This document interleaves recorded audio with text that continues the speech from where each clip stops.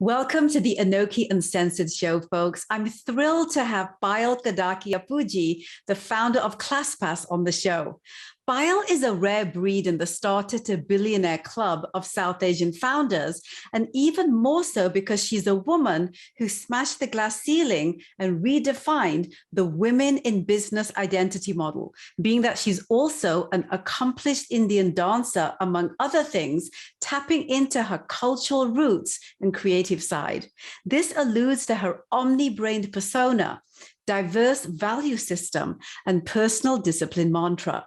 During her tenure at ClassPass, the uber successful online fitness and wellness marketing app, it grew relatively quickly to unicorn status before being led through a successful acquisition by MindBody, a relationship akin to the Facebook-Instagram merger. Now she is focused on other pursuits, which include the launch of her much anticipated debut book, a groundbreaking approach to goal setting, LifePass, Drop Your Limits, Rise to Your Potential.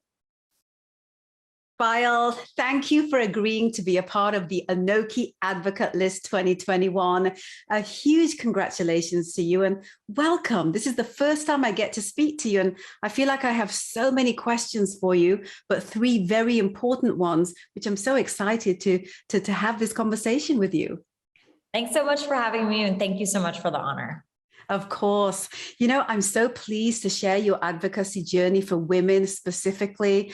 There's a lot you've done in the business space, but, you know, just lifting women up from, you know, the perspective of a narrative that, you know, we always feel that we need to fit within. And you've kind of done everything that, you know, sits outside of that narrative and accomplished many things that have been groundbreaking. This is truly an honor, and to commemorate the 19th anniversary of the ANOKHI brand, to have someone like you, you know, honored.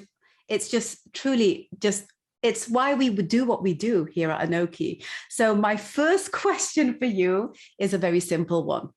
What is advocacy for you, and how have you incorporated it into your personal and professional endeavors?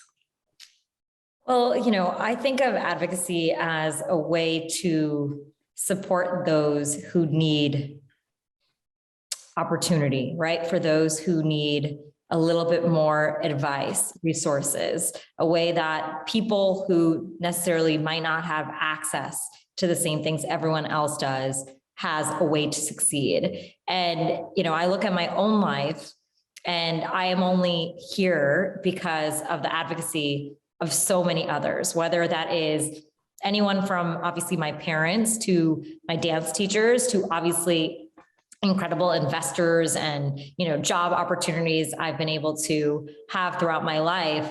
But really, honestly, when it comes down to it, advocacy is actually taking that extra step, right, in the process to really support and find the people who might not easily be the one for the job, easily be the one who gets access to something, and give them that opportunity. Absolutely. So I want to ask you this. How are women uniquely positioned to succeed in business when you look at the statistics out there of the support and the investment support that men get?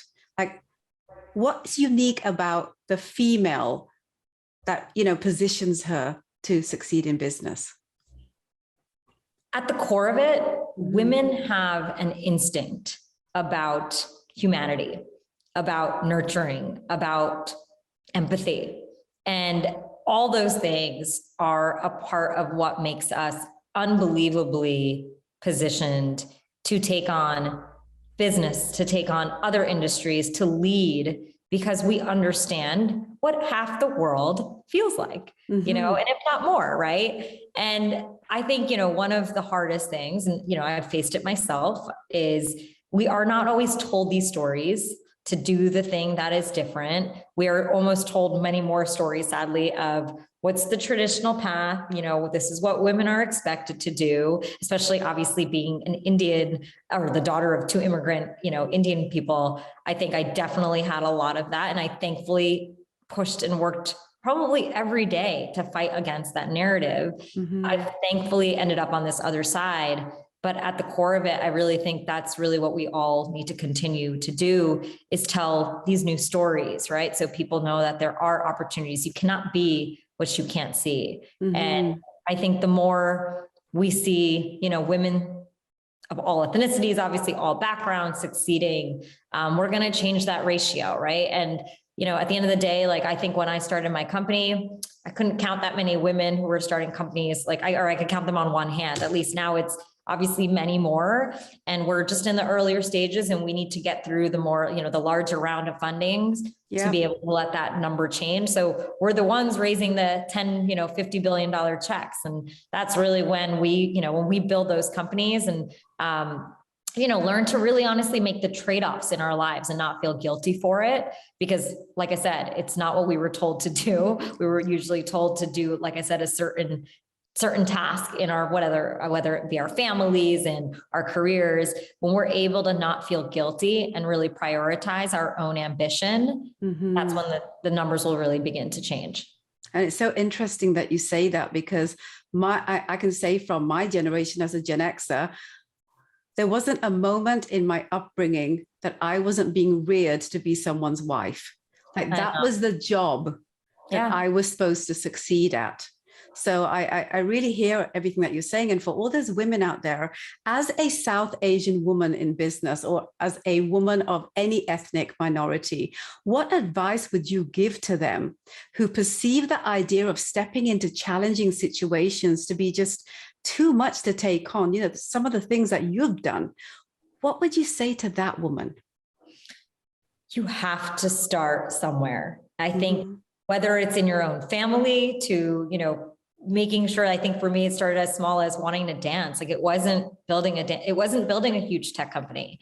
I literally feel like the first big battle of my life was convincing everyone around me to let me dance. And I know that's so small, but I think when I think about doing that fight that I had for my passion in my life, I learned to fight for everything. Not just that, I learned to fight for myself. And sadly, because of, the way, in the society and what people we were told to do, once again, we have to fight. We have to make sure that people know what our worth is, and we have to know our worth. And that comes from believing in yourself and knowing that it's already inside you, and don't let anyone question that. And, I have a book coming out early next year, and I actually talk a lot about this in the book. I have a whole chapter on expectations, because that is a constraint I think so many of us face, but we need to have rules and a routine to really help get away from that, right? And I think some of it for me is I put boundaries up when I feel like certain people keep bringing up certain topics that I no longer want to talk about, or certain things in my life.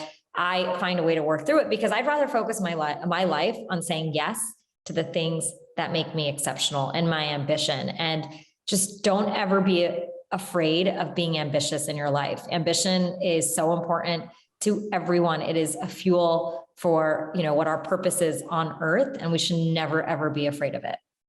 Absolutely. Payal, just words that I feel anyone that's going to be listening to this, watching it, or reading about it, I feel that it's something that they're going to really sit with. They're going to extract those things that speak to them about their respective journeys.